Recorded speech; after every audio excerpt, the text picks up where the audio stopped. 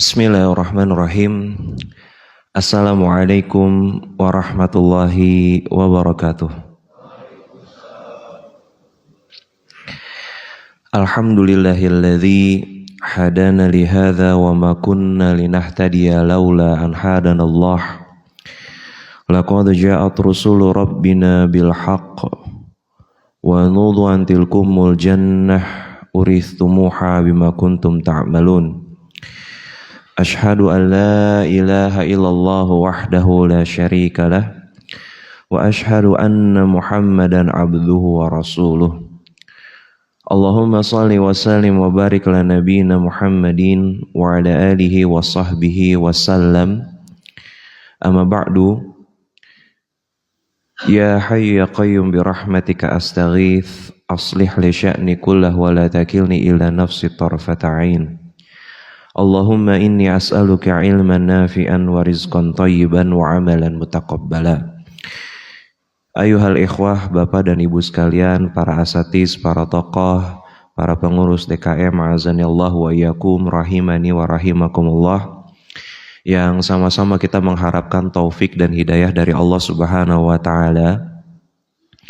Apalagi hari ini, pagi hari ini lebih spesial lagi, karena kita mengadakan kajian di bulan Zulqa'dah, di antara dari salah satu bulan-bulan haram, bulan-bulan yang Allah Subhanahu wa taala muliakan, di mana seluruh amal soleh yang dikerjakan di bulan-bulan ini, maka Allah Subhanahu wa taala akan melipat gandakan pahalanya.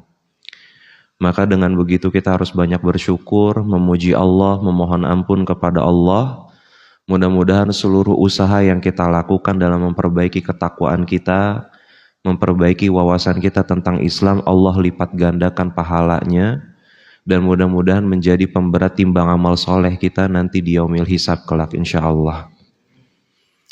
Lalu yang berikutnya, salawat serta salam tidak lupa kita curahkan kepada baginda Nabiullah Rasulullah Muhammad sallallahu alaihi wasallam, di mana kajian-kajian rutin yang Bapak dan Ibu lakukan itu sebagai wujud nyata kecintaan kita, wujud nyata berusaha kita mengikuti suri tauladan kita Nabi sallallahu alaihi wasallam, dan mudah-mudahan kebaikan, syafaat, rahmat atas salawat serta salam tersebut sampai kepada keluarga beliau, kepada para sahabat, tabi'in, tabi'ut tabi'in, dan juga kepada kita selaku umatnya.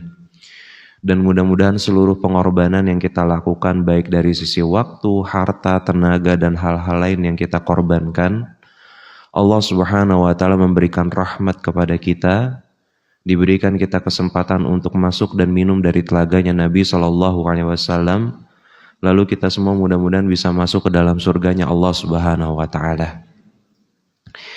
Baik, Bapak dan Ibu sekalian, rahimani wa rahimakumullah, yang sama-sama kita mengharapkan taufik dan hidayah dari Allah Subhanahu wa taala. Insyaallah kita akan melanjutkan pembahasan buku Harta Haram Muamalat Kontemporer karya Al-Fadil Al-Ustadzuna Ustadz Dr. Erwandi Tarmidzi hafizahullah, dan kita masuk ke dalam pembahasan subbab yang baru, yaitu yang berjudul dengan harta haram hasil penjualan najis, ya. Harta haram hasil penjualan najis. Tapi sebelum kita masuk lebih dalam terkait dengan buku yang sedang kita bahas, sebagaimana judul yang saya berikan kepada DKM, yaitu jangan halalkan apa yang telah Allah Subhanahu wa taala haramkan, ya. Jangan halalkan apa yang telah Allah Subhanahu wa taala haramkan. Dan kita mengetahui sebetulnya Bapak dan Ibu sekalian, kalau kita mengkaji kitab Al-Kabair karya Al-Imam Adz-Dzahabi rahimahullah, bahwasannya salah satu dosa besar, ya, yang dilakukan atau dicatat sebagai dosa besar diantaranya adalah seseorang yang menghalalkan apa yang telah Allah haramkan dan mengharamkan apa yang telah Allah halalkan.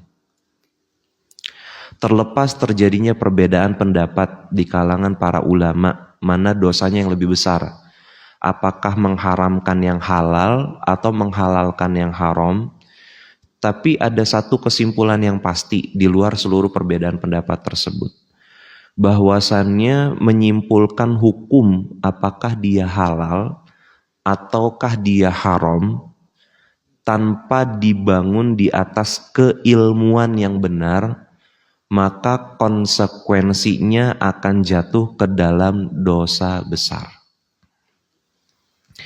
Makanya menyimpulkan hukum, Pak, menyimpulkan hukum itu nggak bisa sembarangan. Kita semua yang hari ini hadir di Masjid Al-Ikhlas ini, termasuk yang berbicara, pada dasarnya level keilmuan kita itu kalau dalam pendekatan ilmu usul fikih itu hanya sekedar muqallid, Pak. Taklid gitu ya, mengikuti apa yang kita lihat. Siapa yang kita lihat, siapa yang kita dengar? Ya guru kita, ustadz-ustadz kita gitu. Maka dari sisi ini level dan kapasitas keilmuan kita hanya mengikuti gitu ya, hanya mengikuti apa yang disampaikan oleh guru-guru kita. Karena untuk sampai pada tahap punya skill, punya kemampuan dalam menyimpulkan hukum, itu tidak bisa dicukupkan hanya sekedar mengetahui oh ini ayat Al-Qur'annya, oh ini hadisnya gitu, selesai gitu. Tapi dia dibutuhkan pendalaman-pendalaman ilmu yang lain.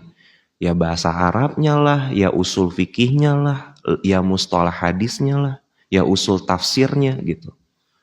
Bahkan untuk sampai pada tahap level menyimpulkan hukum aja, hal-hal yang sifatnya usul, perkara-perkara yang pokok, pondasi itu pun gak cukup, Pak. Terkadang kita membutuhkan gambaran yang jauh lebih luas, mengumpulkan seluruh pendapat dari satu pendapat ulama kepada pendapat ulama yang lain. Makanya keilmuan kita pada hari ini itu terbatas sekali, Pak. Saya tidak ingin mengatakan bahwasannya oh berarti tidak ada kebenaran 100% mutlak dong Kang kalau kayak gitu. Enggak juga. Sebagaimana kita pernah belajar tingkatan-tingkatan ilmu, ada ilmu itu yang levelnya itu ya ilmu gitulah, al-yakin. Bahwasannya pada tahap itu semua orang itu sepakat mengetahui secara pasti bahwasannya apa yang dia sampaikan itu sebuah kebenaran. Karena memang tidak ada perbedaan pendapat di dalamnya. Contohnya apa? Sholat 5 waktu misalnya. Yaitu semua muslim sepakat, Pak. Bahwasannya orang yang berpegang teguh kepada rukun Islam, meyakini kebenaran apa yang dibawa oleh Nabi SAW, bahwasannya sholat 5 waktu itu hukumnya fardu ain. Ada khilaf gak masalah sholat 5 waktu? Untuk sholat 5 waktunya enggak. Tapi terkait dengan pelaksanaannya apakah harus berjamaah di masjid ataukah tidak? Iya. Ada yang mengatakan fardu ain, ada yang mengatakan fardu kifayah, ada yang mengatakan sunnah muakkadah. Maka semua ini ada konsekuensi turunannya. Yang menyatakan hukumnya fardu ain berarti kalau dia meninggalkannya dengan sengaja tanpa uzur masuk ke dalam dosa besar.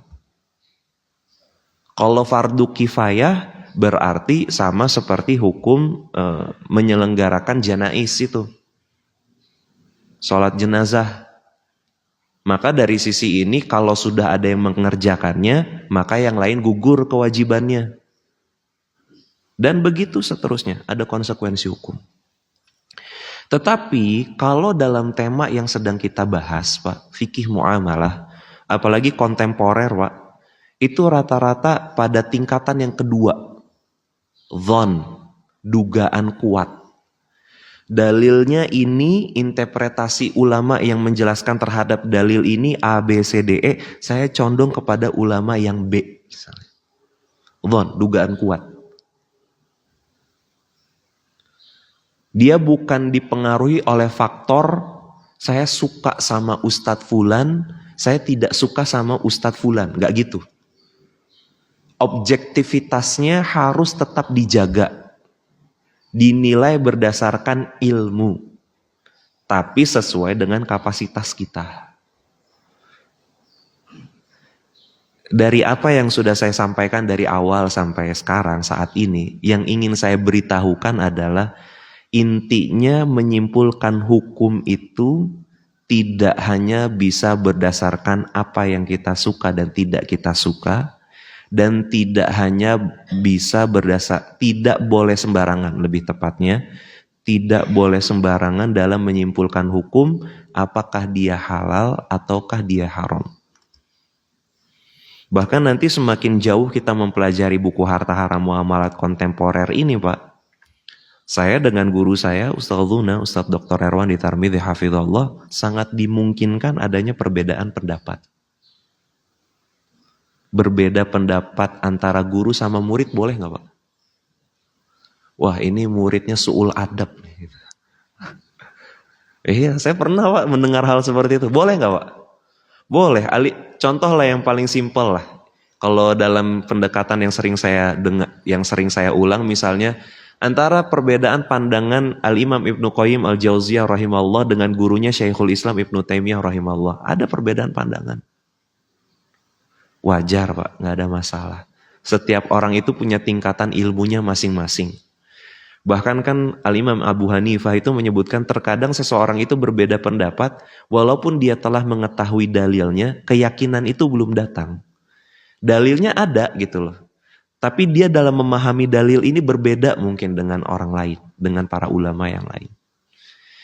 Jadi dari sisi ini saya ingin memberikan muqaddimah yang tenang dulu gitu ya. Kalau ada perbedaan pendapat itu tenang dulu. Karena terkadang berbeda pendapat itu tidak berarti terjadi permusuhan di dalamnya.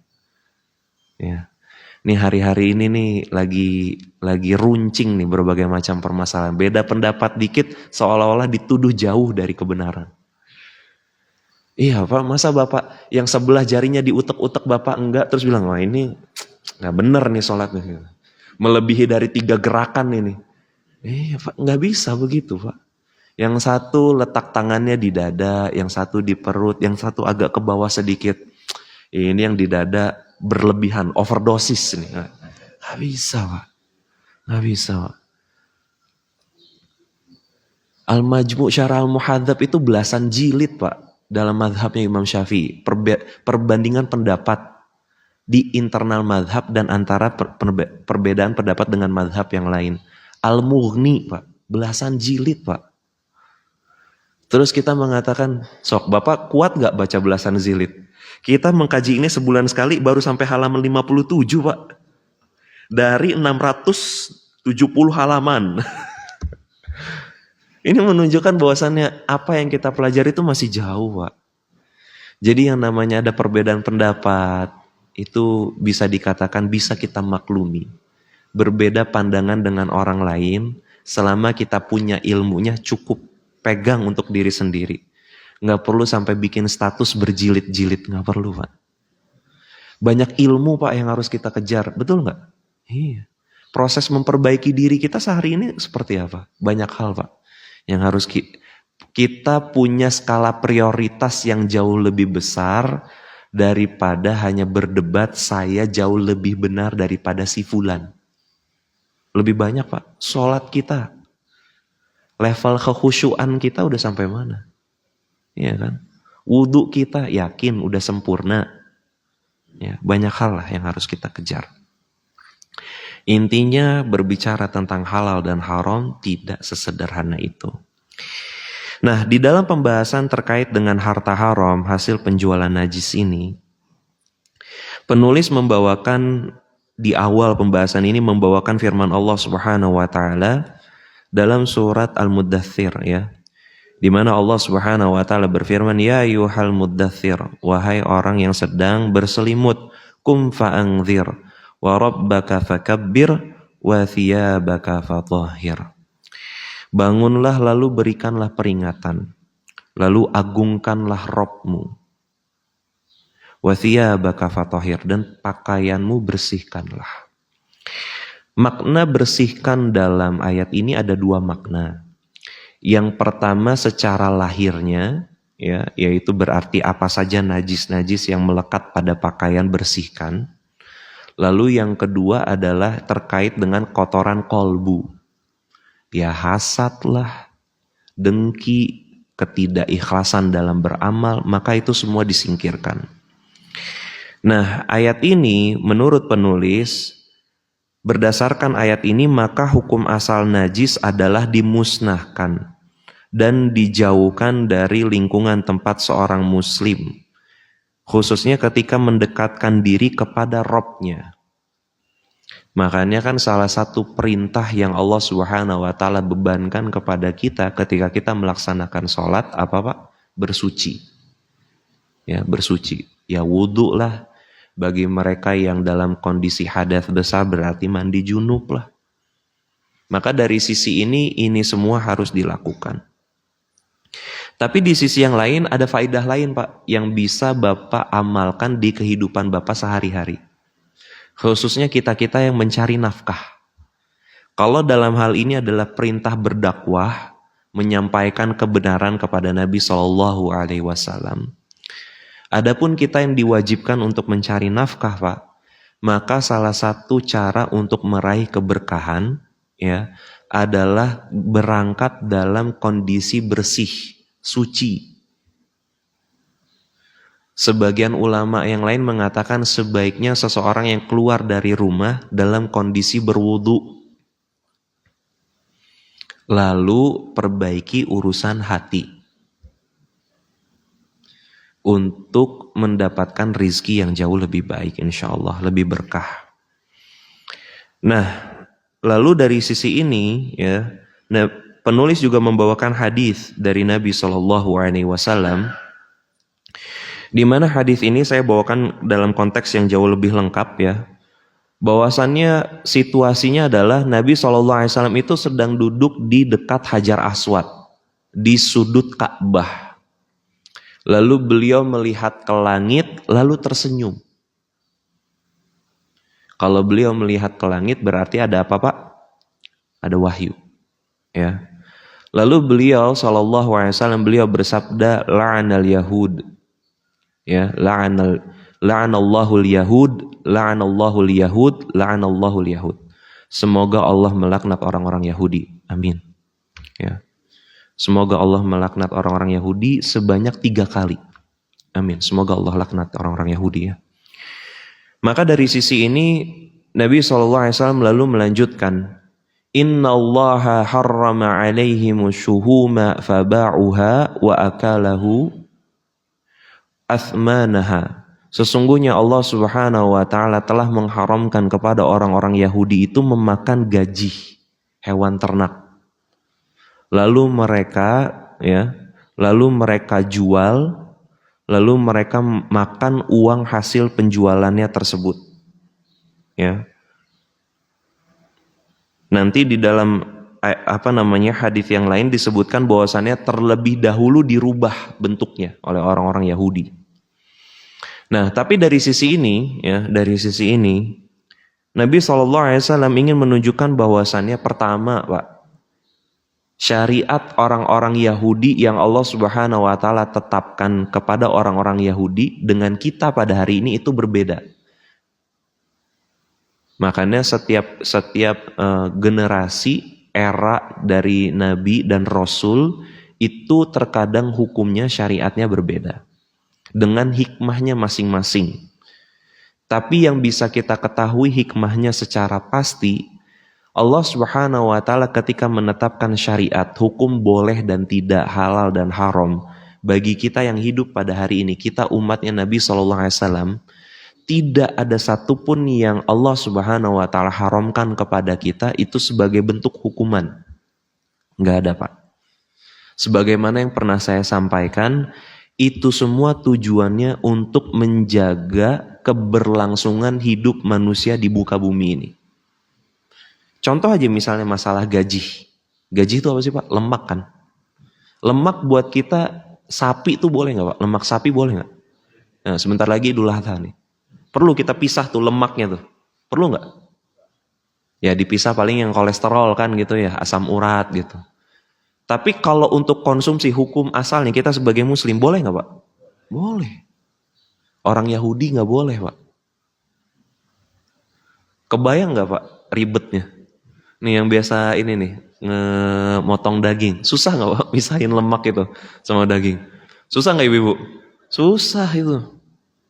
Apalagi yang kurban ya. Kan makanya kita biarin aja kan.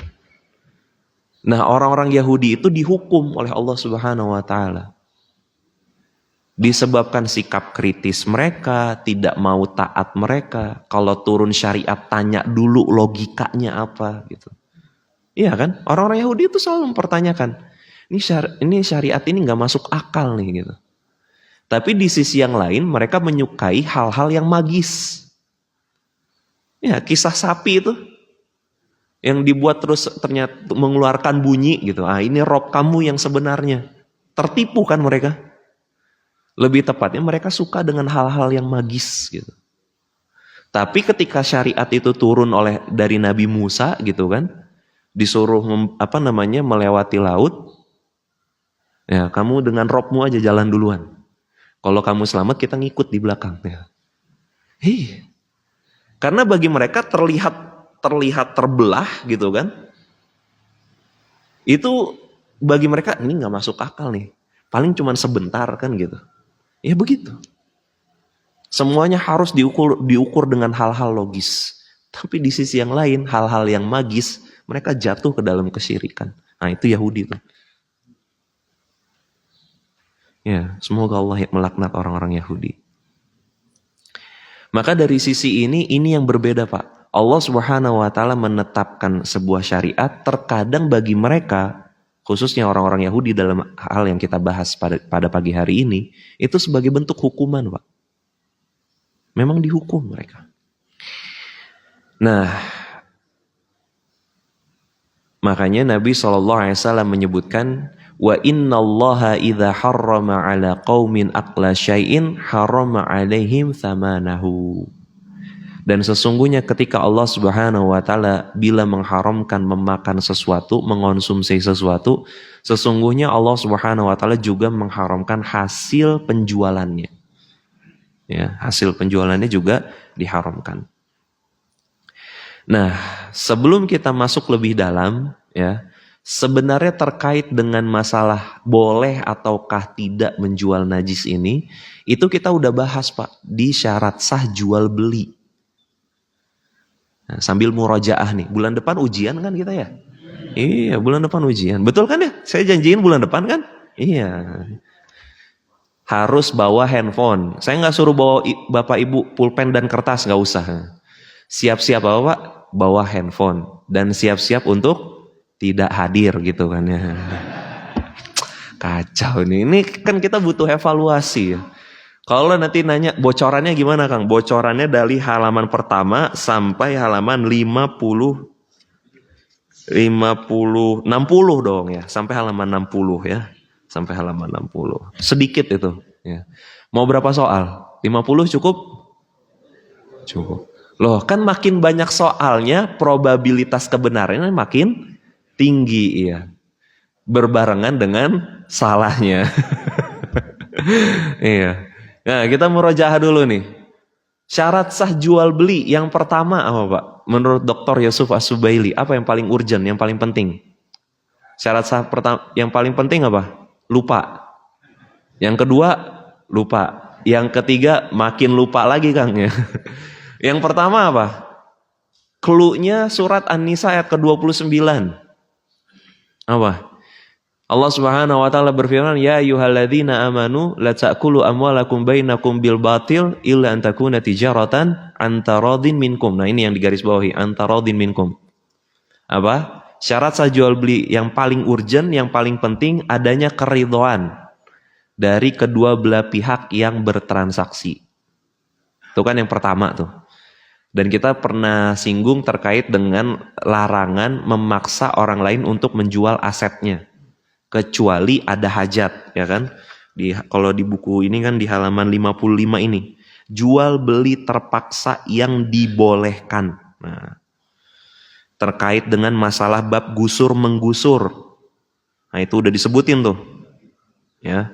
Apakah boleh ataukah tidak menggusur harta milik orang lain. Nah, tapi hukum asalnya nggak boleh. Karena syarat sah jual beli yang paling penting adalah adanya keridhaan dari kedua belah pihak yang bertransaksi. Lalu yang kedua apa? Yang kedua apa? Pelaku akadnya. Pelaku akadnya harus apa? Balik, betul. Terus? Apa lagi? Berakal. Terus kalau misalnya di terjemahan yang disusun oleh Ustadz Erwandi itu mengatakan dia harus mengerti. Tapi kalau saya lebih cenderung gunakan saja kalimat kata bahasa Arabnya, dia rosyid, Pak. Rosyid itu harus cerdas dia, memahami hakikat transaksi yang dia lakukan. Ya. Tenang, nanti slide-nya saya bagiin ya. Buat apa? Buat dipelajari, bukan buat bahan nyontek bulan depan. Ya. Iya. Iya, kisi-kisinya 1 sampai halaman 60 ya. Dari halaman 1 sampai 60. Nah, saya ulangi lagi, pelaku transaksi itu tadi harus apa? Dia balik, berakal, lalu dia rasyid, ya, cerdas dalam memahami transaksi yang dia lakukan. Lalu bagaimana dengan anak kecil? Boleh nggak? Boleh. Ketentuannya apa? Nominal transaksinya kecil. Itu yang pertama. Yang kedua, objek transaksinya disesuaikan dengan usia anak tersebut. Ya. Lalu yang berikutnya, yang ketiga, nah ini yang sedang kita bahas. Objek transaksinya harus yang halal atau dihukumi mubah oleh syariat. Sebagaimana tadi saya sudah sebutkan, Nabi SAW bersabda, Innallaha idza harama ala qaumin akla syai'in harama alaihim thamanahu. Sesungguhnya ketika Allah Subhanahu wa taala mengharamkan sesuatu kepada suatu kaum, maka Allah haramkan juga harganya, ya, nilai dari barang tersebut. Kita pernah bahas, berarti dalam sisi ini, misalnya mohon maaf, misalnya Bapak punya peternakan khinzir. Khinzir apa Pak? Babi, ya, peternakan babi. Bapak bilang, saya jualnya ini nggak ke muslim, Kang. Saya jualnya ke non-muslim, orang-orang kafir. Karena bagi syariat mereka boleh mengonsumsi ini. Berarti pendapatan saya halal dong, gitu. Orang saya jualnya bukan ke muslim kok. Maka dibantah dengan dalil ini. Objek transaksinya diharamkan oleh kita, walaupun kita kejual kepada mereka yang syariatnya berbeda, hukumnya tetap haram, ya. Itu yang ketiga. Yang keempat, objek transaksinya harus sudah dimiliki.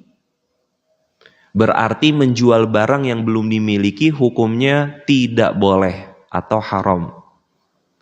Tapi ada pengecualian. Nah, pengecualiannya kita akan bahas pada bab-bab yang lain. Ya. Hal ini berdasarkan sabda Nabi SAW, La tabi' ma laisa indak. Janganlah kamu menjual barang yang bukan milikmu. Berarti syarat sah jual beli yang keempat adalah objek transaksinya harus sudah dimiliki terlebih dahulu. Lalu yang berikutnya, yang kelima, syarat sah jual beli yang kelima, objek transaksinya harus bisa diserah terimakan.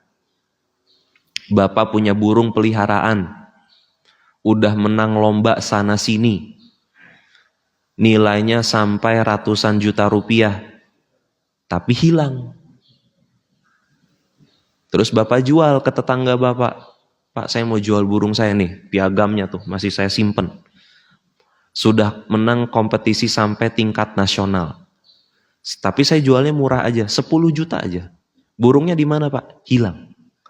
Nanti kalau Bapak ketemu, ya itu buat Bapak gitu ya. Di mana? Ya hilangnya sekitaran Cimareme lah Pak, cari weh pokoknya gitu. Maka ini nggak boleh, ya. Contoh yang diberikan para ulama tuh seperti itu, rata-rata burung yang hilang, ikan yang di lautan gitu ya. Ini tidak diperbolehkan. Karena objek transaksinya tidak bisa diserah terimakan. Sebagaimana disebutkan dalam hadis an Abi Hurairah radhiyallahu anhu, anna Nabi sallallahu alaihi wasallam naha an bai'il gharar. Bahwasannya Abu Hurairah menyebutkan Nabi SAW itu melarang transaksi yang mengandung gharar. Kita terjemahkan secara bebas aja dulu, gharar itu sesuatu yang tidak jelas.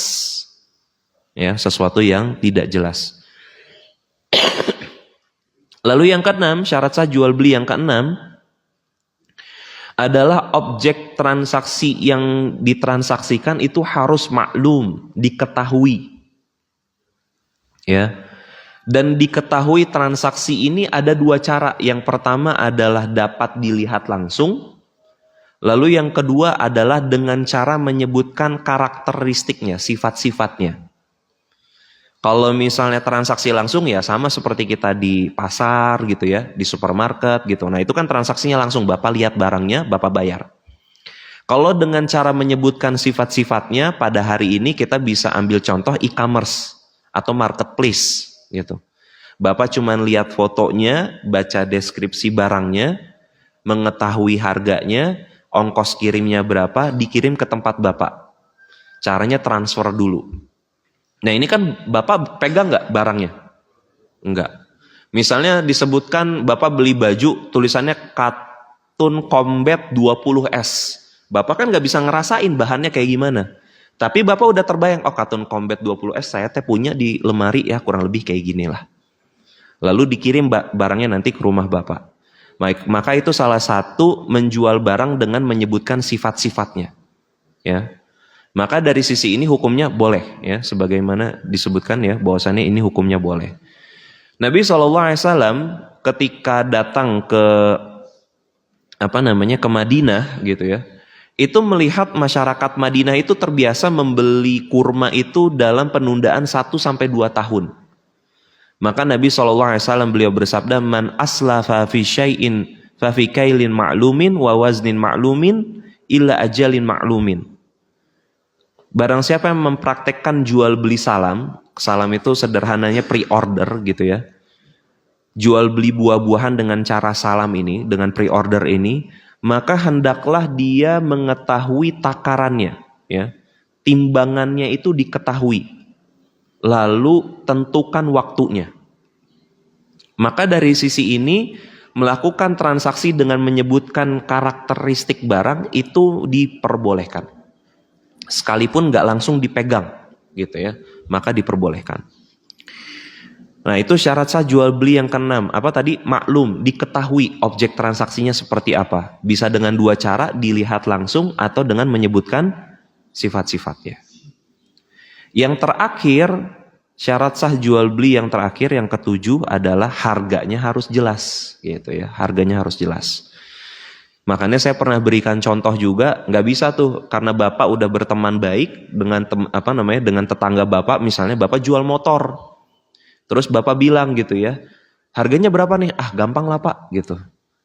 Nanti bisa diatur lah harganya gitu ya. Nggak bisa. Bisa diatur, Bapak jual motor dibayar 10.000, ambeg pasti. Ya, iya.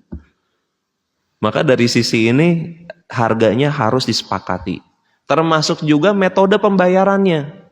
Mau cash, mau kredit. Emang kredit boleh Kang? Boleh.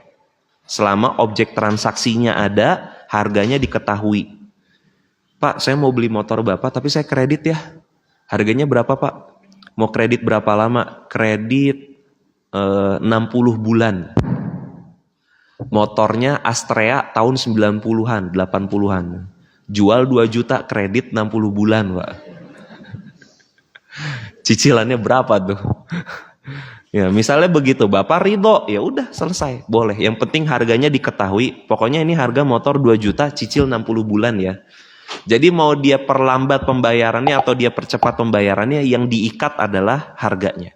Ya. Maka dari sisi ini harga harus diketahui. Nah, itulah 7 syarat sah jual beli menurut Dr. Yusuf As-Subaili. Kalau ketujuh ini salah satunya tidak ada, maka keabsahan jual belinya ya diragukan atau tidak sah jual belinya. Nah, lalu kita lanjutkan pembahasan kita. Di halaman berikutnya, di sini penulis ketika membahas terkait dengan menjual najis seharga biaya pengolahan gitu ya. Ini kan membawakan hadis yang dibawakan oleh Imam Bukhari dari sahabat Jabir ya, dari sahabat Jabir bin Abdullah radhiyallahu anhuma. Ini momennya adalah ketika penaklukan kota Mekah, di mana Nabi SAW bersabda, Innallaha wa rasulahu harrama bai'al khamri wal maitati wal khinzir wal asnam. Sesungguhnya Allah Subhanahu wa taala dan Rasul-Nya telah mengharamkan atas kalian, ya, kaum muslimin, yaitu khamr. Yang kedua al-maitati, bangkai. Wal khinzir, ya, wal khinzir, khinzir apa Pak? Ya, babi. Lalu juga wal asnam, dan patung. Ya, kalau di sini Ustadz Arwan di Hafizullah menerjemahkannya berhala. Nah, maka dari sisi ini diharamkan, ya, diharamkan oleh kita, kepada kita lebih tepatnya. Diharamkan kepada kita, apa tadi? Khamar, babi, bangkai, ya, bangkai lebih dulu, al-maitati, bangkai, khinzir, babi, lalu juga wal asnam, dan juga patung. Nah, kita mengetahui Bapak-bapak sekalian bahwasannya dalam bab al-maitati, bangkai, ada pengecualian. Apa Pak bangkai yang diperbolehkan untuk kita konsumsi? Apa? Ikan, terus belalang, terus ada lagi? Dah, itu aja, ya. Berarti jual bangkai belalang atau apa? Belalang tuh biasanya diapain sih Pak? Kalau di Cimareme lumrah nggak ngonsumsi belalang? Goreng, crispy gitu ya Pak ya. Pakai tepung nggak Pak? Ya, digoreng kan ya. Berarti boleh tuh diperjualbelikan? Boleh ya. Ikan, itu juga diperbolehkan ya, diperbolehkan untuk ditransaksikan. Dan kita konsumsi juga boleh. Nah, khamar pada masa Nabi SAW itu biasanya bentuknya berupa apa Pak? Khamar pada masa Nabi SAW bentuknya berupa apa Pak? Minuman, ya, berupa minuman. Hal-hal yang dapat memabukkan umumnya di masa Nabi SAW itu adalah berupa minuman dari perasan anggur, ya kan, dari perasan anggur. Sekarang saya tanya, hari ini hal-hal yang dapat memabukkan, ya, hal-hal yang dapat memabukkan selain minuman banyak gak Pak? Ya, mantan pelaku coba sebutin. Ya, Mbak, saya nggak tahu hari ini masih ada atau enggak ya. Dulu zaman saya kuliah, saya tuh pernah baca berita di media online ya. Orang itu bisa mabok gitu ya, bisa mabok itu dengan lem Aibon. Coba yang masih ketagihan lem Aibon. Ya, tapi pertanyaannya, lem Aibon halal atau haram Pak? Hah? Ku ibu dimakan? Ya Allah, bapak-bapak kasihan banget ya dikasih makan lem Aibon di rumah.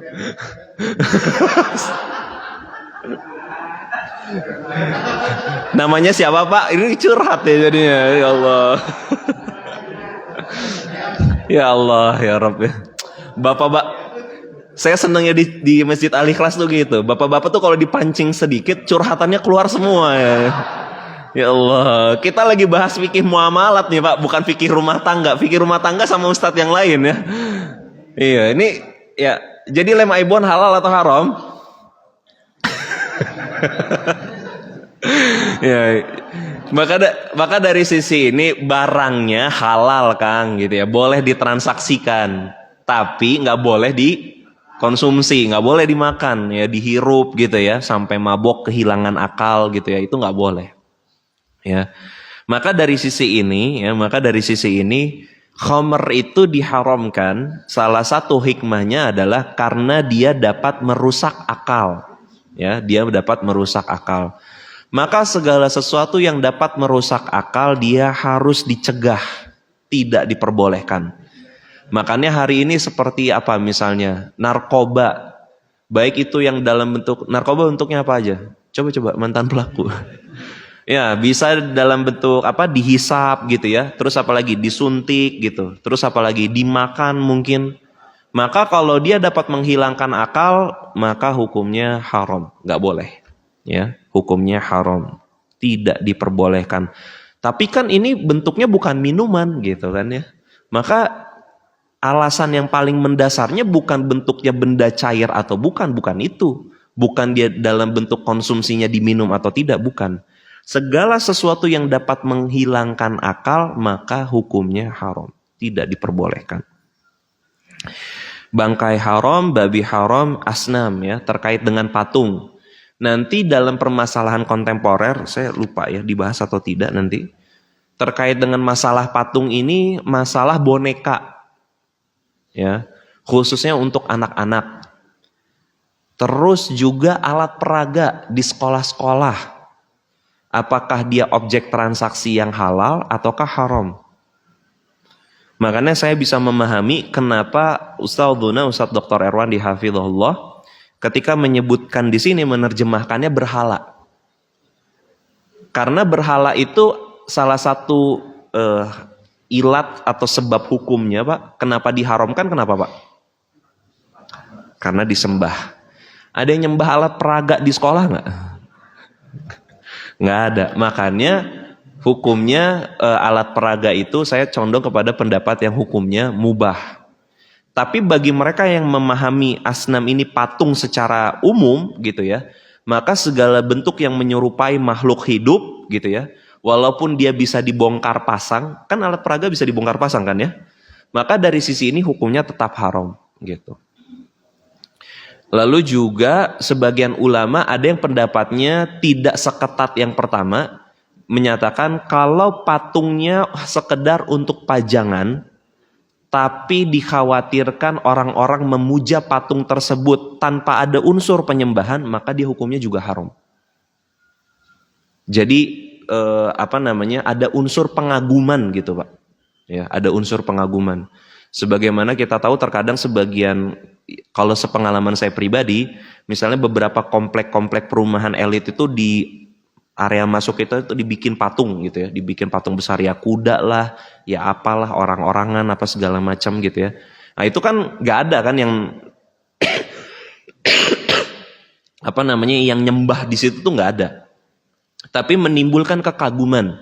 Maka dari sisi ini banyak ulama melarang hal tersebut, menjatuhinya sampai pada tahap hukum haram.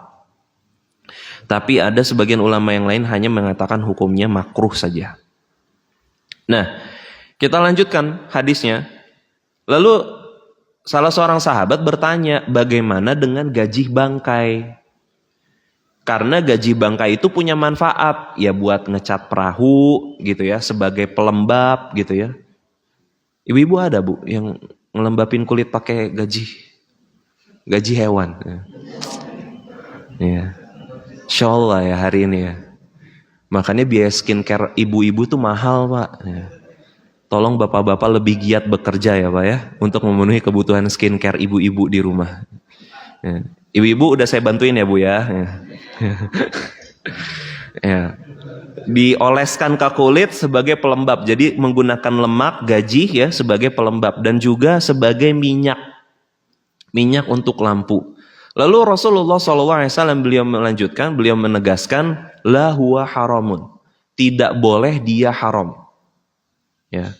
Nah terkait dengan dhamir, ya penunjukan apakah la huwa haramun ini pada pengharaman pemanfaatannya atau pada transaksi jual belinya, maka ini diperselisihkan oleh para ulama. Kan sahabat ini bertanya, kalau gaji bangkai boleh nggak? Gitu ya, karena manusia itu memanfaatkannya untuk ngecat perahu, untuk jadi pelembab, sama buat minyak lampu. Nah, kalau pendapat pertama yang mengatakan ketika Nabi SAW menyebutkan la huwa haramun ini tidak boleh, ia hukumnya haram kepada pemanfaatannya, gitu ya, pada pemanfaatannya, berarti ini semua hukumnya nggak boleh. Ya, termasuk juga otomatis jual belinya juga nggak boleh. Tapi kalau domirnya dikembalikan kepada jual belinya, berarti pemanfaatannya masih boleh. Sebagaimana nanti kita akan bahas bahwasannya Nabi SAW pernah melintasi ada bangkai kambing. Ya, kalau tidak salah bangkai kambing sudah dalam kondisi kering. Lalu Nabi SAW bertanya, kenapa tidak ada yang memanfaatkan bangkai kambing ini? Disamak kulitnya sampai bersih lalu dimanfaatkan. Lalu Nabi SAW, para sahabat mengatakan kepada Nabi SAW, sesungguhnya kambing ini bangkai. Lalu Nabi SAW menegaskan, tapi kalau dia sudah disamak, dia menjadi suci. Berarti dari sisi ini Nabi SAW memperbolehkan memanfaatkan hal-hal yang ada dari bangkai. Nah, terkait dengan kriteria bangkainya seperti apa, nanti akan ada pembahasannya. Nah, saya hanya ingin menyampaikan saja insight secara umum saja bahwasannya memang benar terjadi perbedaan pendapat. Apakah bangkai boleh dimanfaatkan ataukah tidak, gitu. Lalu yang berikutnya Nabi SAW melanjutkan, ya, lagi-lagi hadis ini menunjukkan laknat kepada orang-orang Yahudi. Qatallahu Yahuda. Semoga Allah melaknat orang-orang Yahudi itu. Innallaha lamma harrama shuhumaha jamaluhu thumma ba'uhu fa'akalu thamanahu. Sesungguhnya Allah Subhanahu wa taala mengharamkan kepada orang-orang Yahudi itu memakan gaji hewan ternak. Lalu gaji itu oleh mereka dicairkan, dirubah bentuknya, lalu kemudian oleh mereka dijual. Hasil penjualannya mereka gunakan untuk memenuhi kebutuhan mereka, membeli makanan. Nah, ini salah satu dalil haramnya hilah. Tricky. Jadi dirubah bentuknya sedemikian rupa agar terlihat dengan bentuk yang baru lalu dijual. Seolah-olah objek transaksi yang halal. Nah, bentuk-bentuk trik seperti ini, ya, pengelabuan seperti ini hukumnya haram berdasarkan hadis ini. Walaupun nanti kita akan pelajari ada hilah yang halal. Nah, ada hilah yang halal. Tapi terkait dengan objek transaksi, masalah yang diharamkan oleh syariat, maka hukumnya tetap kepada keharamannya. Nah, bapak-bapak sekalian, azanillahu wa iyyakum, bapak dan ibu sekalian rahimani wa rahimakumullah. Maka dari sisi ini, sebelum kita gali lebih dalam faidah-faidahnya, mudah-mudahan masih sempat, saya ingin mengingatkan bahwasannya kita sebagai mukallaf itu apa, Pak? Orang yang dibebani dengan beban syariat. Mukallaf apa? Orang yang dibebani dengan beban syariat. Ingat-ingat nih, bulan depan keluar. Ya, mukallaf itu adalah orang yang dibebani dengan beban syariat. Kita itu, kalau dalam pendekatan ilmu usul fikih, hukum itu kan ada dua. Ada hukum taklifiyah, ada hukum wada'iyah. Nah, yang sedang kita bahas masalah halal dan haram ini terkait dengan hukum taklifiyah, hukum pembebanan kepada kita. Hukum taklifiyah ada berapa, Pak? 10? 7? Berapa, Pak, hukum taklifiyah? Kan udah dua tuh, halal dan haram. Terus apa lagi? Makruh, betul. Terus apa lagi? Mubah, betul. Ya, mubah halal tadi. Terus apa lagi? Apa? Yang kalau dikerjakan dapat pahala, kalau nggak dikerjakan nggak dapat apa-apa. Sunnah. Terus apa lagi? Wajib, betul ya.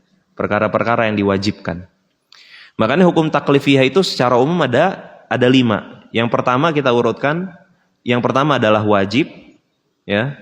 Lalu yang kedua adalah sunnah, atau bahasa fikihnya itu, bahasa usul fikihnya dikenal dengan istilah mandub, gitu ya. Lalu yang ketiga adalah sesuatu yang diharamkan atau haram, dikenal juga dengan mahdzur atau mamnu'. Lalu yang keempat makruh, ya kan? Yang keempat adalah makruh. Ini adalah hukum yang diharapkan oleh bapak-bapak perokok. Mudah-mudahan rokok hanya makruh saja, gitu kan ya. Nanti kita bahas, tenang, ada bahasan ya. Jadi rokok itu hukumnya apa? Yang keempat tadi apa? Makruh. Yang terakhir adalah hukumnya mubah atau yang biasa kita kenal dengan halal. Makanya sering ada dalil itu Allah Subhanahu wa taala menghalalkan atas kalian A, B, C, D, E gitu ya. Maka itu termasuk perkara yang dihalalkan ya, atau mubah. Nah, maka mohon diingat-ingat hukum taklifi ini. Wajib, terus apa lagi? Sunnah, terus haram, makruh, lalu mubah ya. Nah, kita masuk ke dalam faidah hadis yang sedang kita bahas, khususnya faidah di hadis. Kalau di saya ini, di buku ini di halaman ke-58. Apa saja faidah yang bisa kita ambil? Yang pertama, faidah yang bisa kita ambil berdasarkan penjelasan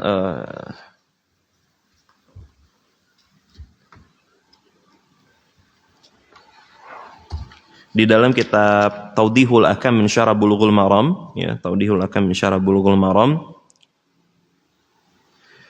bahwasannya di antara faidah-faidah dari hadis ini yang pertama, ya, yang pertama, bahwasannya syariat Islam itu, ya, syariat Islam itu datang dalam rangka untuk sebagai kebaikan, ya, sebagai kebaikan.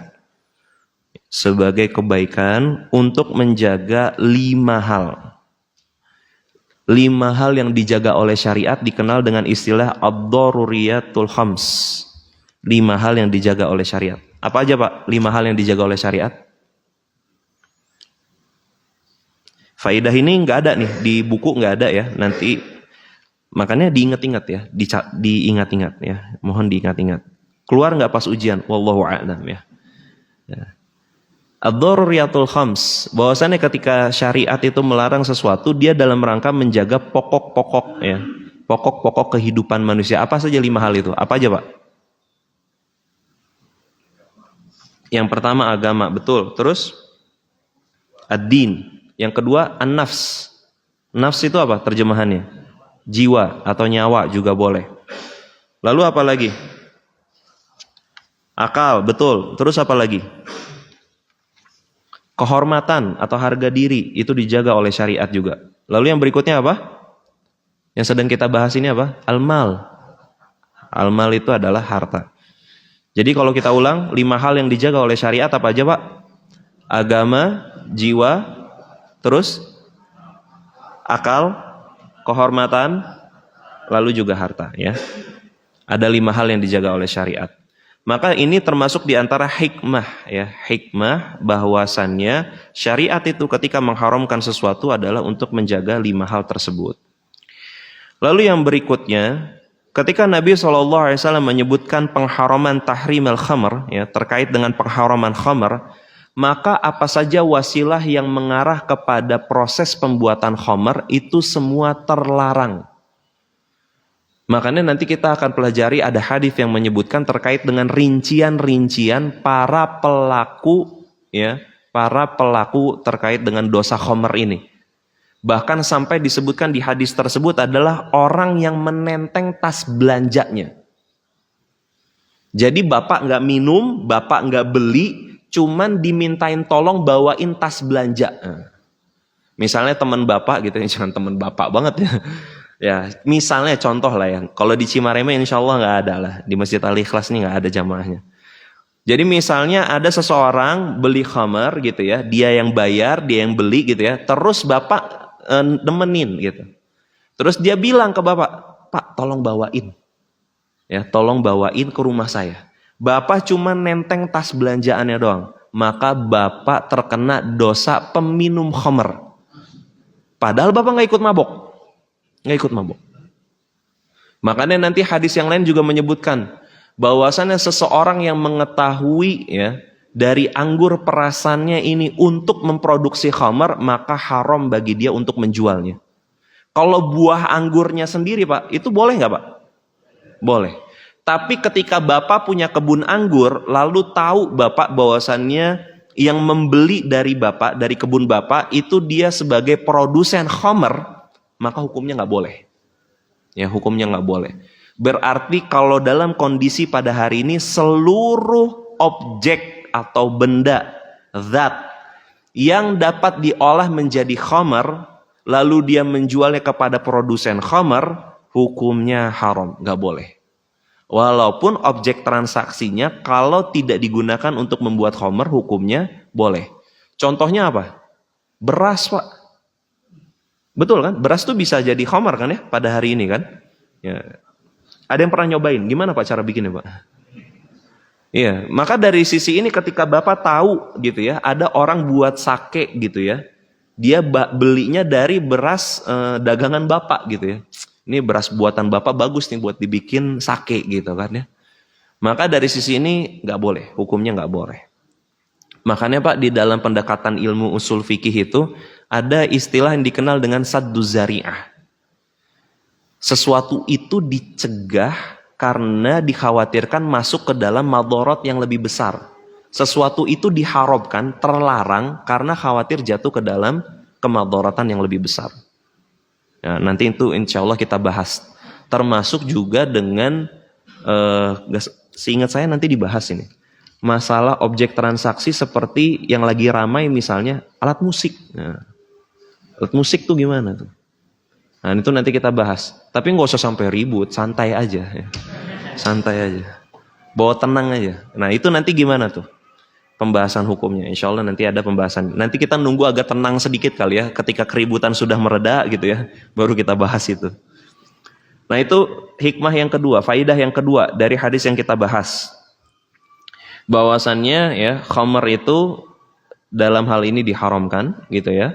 Termasuk juga orang-orang yang menjadi wasilah terhadap keberadaan khamr ini. Salah satu hikmah pengharaman khamr apa tadi Pak? Karena khamr bagi peminumnya maka dia dapat menyebabkan mabuk gitu ya, dan juga menghilangkan akal ya. Akalnya itu menjadi dhaifat, jadi lemah gitu. Maka segala sesuatu yang dapat melemahkan akal hukumnya tidak diperbolehkan ya. Kalau hari ini yang dapat melemahkan akal manusia selain minum-minuman keras apalagi Pak? Selain narkoba lah. Apa Pak? Apa Pak yang dapat melemahkan akal? Game online. Game online. Tapi Kang Rek pernah bilang hukum main game teh mubah ya. Ya makanya saya tegaskan. Game itu mubah. Tetap dengan kemubahannya. Dia bisa jadi makruh, apalagi haram, kalau bapak mainnya dari azan subuh sampai ketemu subuh lagi. Ya. Bahaya ini Pak. Hilang gak akal seseorang yang kecanduan game online? Bapak tahu curhatan salah seorang istri terkait dengan seorang suami yang kecanduan game online sampai gak ngurus keluarganya? Tahu gak Pak cerita itu? Wallahu a'lam apakah dia benar ataukah tidak. Tapi orang-orang yang rusak dengan game online betul adanya ya, betul gitu ya.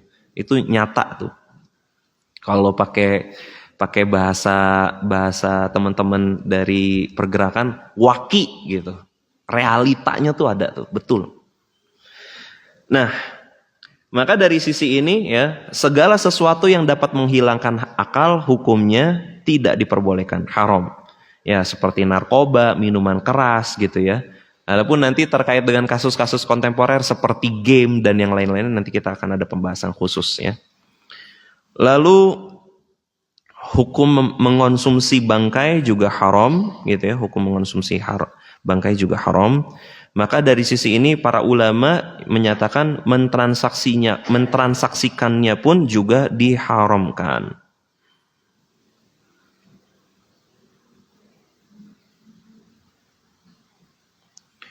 Lalu di sisi yang lain, bagi para ulama yang memperbolehkan memanfaatkan benda-benda yang najis atau berasal dari bangkai gitu ya. Seperti tadi disebutkan oleh sahabat tadi seperti mengecat perahu gitu ya, melembabkan kulit gitu ya.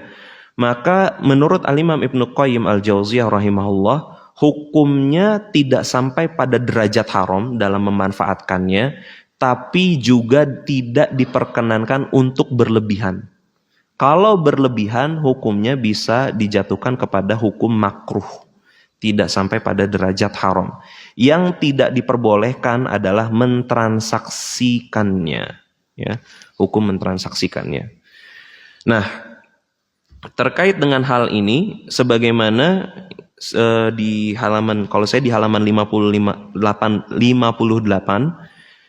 di sini disebutkan oleh penulis sepantasnya najis itu atau benda-benda najis itu diberikan kepada orang yang membutuhkannya dengan cara cuma-cuma. Dan pemberinya sepantasnya bersyukur karena dapat membantu orang lain dengan sesuatu yang tidak merugikan dirinya. Maka dari sisi ini hukum asal najis itu tidak boleh ditransaksikan. Dia hanya boleh diberikan saja tanpa ada transaksi di dalamnya. Tapi nanti ada kasus kontemporernya Pak. Bagaimana dengan hukum profesi sedot tinja? Nah, yang disedot apa? Tinja. Tinja najis atau bukan? Najis. Kira-kira kalau Bapak manggil sedot tinja, Bapak bayar atau enggak?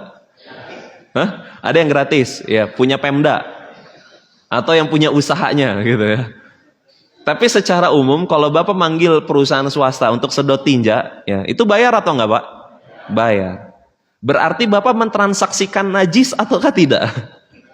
Nah ini pertanyaan penutup nih sebelum kita akhiri. Hah? Mentransaksikan najis atau tidak? Kenapa tidak? Karena apa? Karena jasanya ya. Maka dari sisi ini Bapak bisa lihat di halaman 59 gitu ya. Namun bagaimana hukumnya bila pihak pengolah meminta biaya upah pengolahan? Maksudnya di sini adalah pengolahan dari najis tadi kepada pihak yang membutuhkan najis tanpa mengambil keuntungan. Wallahu a'lam, kata beliau, hukumnya boleh. Karena menarik biaya pengolahan sama artinya dengan pihak yang membutuhkan najis meminta seseorang untuk mengambil tinja, mengumpulkannya, lalu mengolahnya sehingga layak untuk digunakan dan seterusnya, ya, untuk pupuk dan yang lain-lainnya. Dan di sini penulis ingin menyebutkan karena akad ini adalah akad ijaroh, upah atau jasa, bukan akad jual beli. Jual beli dalam terminologi fikih dikenal dengan istilah bai'. Kalau dalam terminologi fikih adapun jasa dikenal dengan istilah ijaroh. Menurut penulis, konsekuensi terhadap ijaroh dengan bai' itu berbeda. Kalau jual beli jasa gitu ya, atau jangan pakai kata jual beli, dalam masalah bab jasa, komersialisasi terhadap jasa, objek transaksinya tidak harus terbebas dari najis. Boleh ada yang mengandung najisnya, karena najis tidak menjadi objek transaksi. Tapi kalau jual beli najis, ya, mentransaksikan najis, maka hukumnya nggak boleh. Terlihat Pak perbedaannya? Nah, insya Allah terlihat antara perbedaan antara bab jasa ya atau ijaroh dengan jual beli. Nanti insya Allah ada pembahasan khusus masalah apa itu ijaroh ya, detailnya seperti apa. Tapi secara umum konklusi hukum yang bisa kita simpulkan, profesi-profesi yang terkait dengan najis gitu ya, pengolahan najis gitu ya, dia tidak dihukumi haram. Tapi kalau najisnya yang ditransaksikan, dia hukumnya haram. Wallahu ta'ala alam. Gak perlu ada tanya jawab ya. Karena bapak-bapak harus fokus belajar buat bulan depan ya. Insya Allah ya. Bulan depan insya Allah. Kalau diundang ya, kalau diundang. Kalau nggak diundang sama DKM berarti nggak ada ujian ya. Ujiannya bulan depannya lagi gitu. Wallahu ta'ala alam, demikian yang bisa saya sampaikan. Mohon nanti saya diingatkan untuk mengirimkan slide yang sudah saya siapkan. Sisanya bapak dan ibu sekalian bisa baca dari halaman 1 sampai 60 ya. Wallahu ta'ala alam wa barakallahu fikum. Jazakumullah khairan atas atensi Bapak dan Ibu sekalian. Mudah-mudahan Allah berkahi kita, berikan kita kesempatan untuk meraih rizki yang halal, rizki yang berkah, rizki yang bisa kita manfaatkan untuk kebaikan dunia dan akhirat kita. Bismillahirrahmanirrahim. Ya hayyu ya qayyum bi rahmatika astaghits, aslih li sya'ni kullah wa la takilni ila nafsi tarfata ain. Ya muqallibal qulub tsabbit qalbi ala dinik. Allahumma musarrifal qulub sarif qulubana ala ta'atik. Allahumma kfini bihalalika an haramik wa aghnini bifadlika amman siwak. Allahumma inni as'aluka ilman nafi'an wa rizqan thayyiban wa amalan mutaqabbala. Rabbana atina fid dunya hasanah wa fil akhirati hasanah wa qina adzabannar. Amin amin ya rabbal alamin. Kita akhiri dengan doa kafaratul majlis. Subhanakallahumma wa bihamdika asyhadu an la ilaha illa anta astaghfiruka wa atubu ilaik. Jazakumullahu khairan, barakallahu fikum, wallahu taala a'lam. Wassalamualaikum warahmatullahi wabarakatuh.